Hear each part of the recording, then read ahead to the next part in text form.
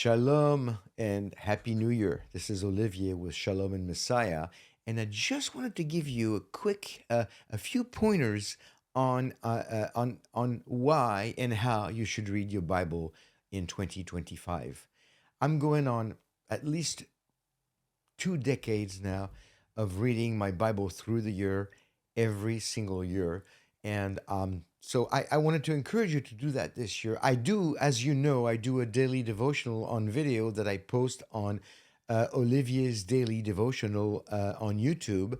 And they migrated to that website, to that YouTube site about a month ago. So they will only be there now. That's where you can find them and you can subscribe if you haven't already. But I want to give you 5 pieces of advice for Bible reading. Number one is read every day. Every day. I do it in the morning. I start my day by reading my Bible. It sets the tone, it sets the mood. Some people like to do it at lunchtime. Some people like to do it right before they go to bed. Man, before I go to bed, I'm tired. I had a long day. I cannot concentrate on reading my Bible. So, for me, it's first thing in the morning because it sets the mood. But there's no set time, just do it daily. Now, the next thing is use a plan. Use a plan.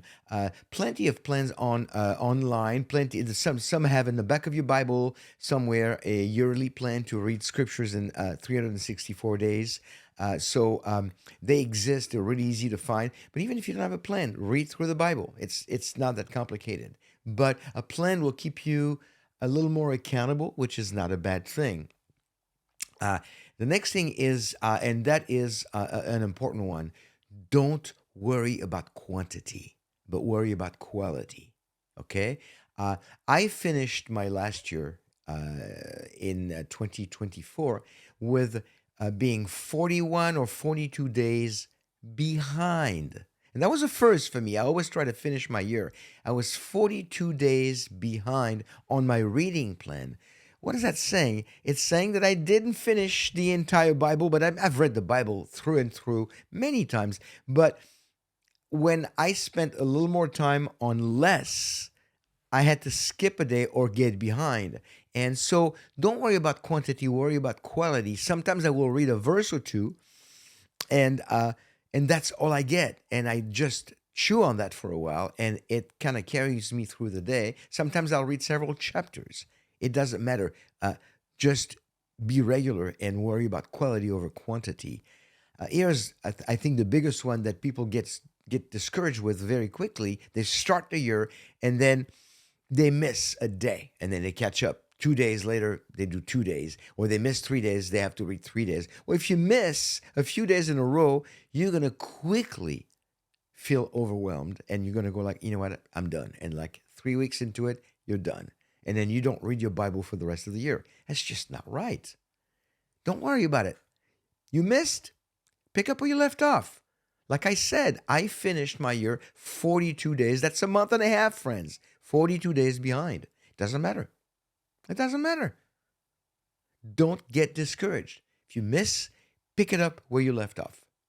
And one more thing, maybe you want to try a different version. I use the Legacy Standard Bible, which is the 2021, I believe, new version of the New American Standard. I really like it. I usually use that. In my study, I use that and New American Standard, but some people use a more of a thought for thought Bible as opposed to a word for word. Word for word is really good for study, Bible study, and sermon preparation and deep study. Thought for thought is more devotional. So maybe you use a different version than what you use when you go to church or when you do your Bible study. But that's up to you. So read it every day. Use a plan. Don't worry about quantity. Pick up where you left off if you miss a day or two, and use a different version. But friends, just be in the Word in 2025. It will change your life. I promise you, as it has changed mine. And don't forget to visit Olivier Daily Devotional on YouTube and subscribe so you can get my video devotional Monday through Fridays. Thank you, and I wish you a blessed 2025.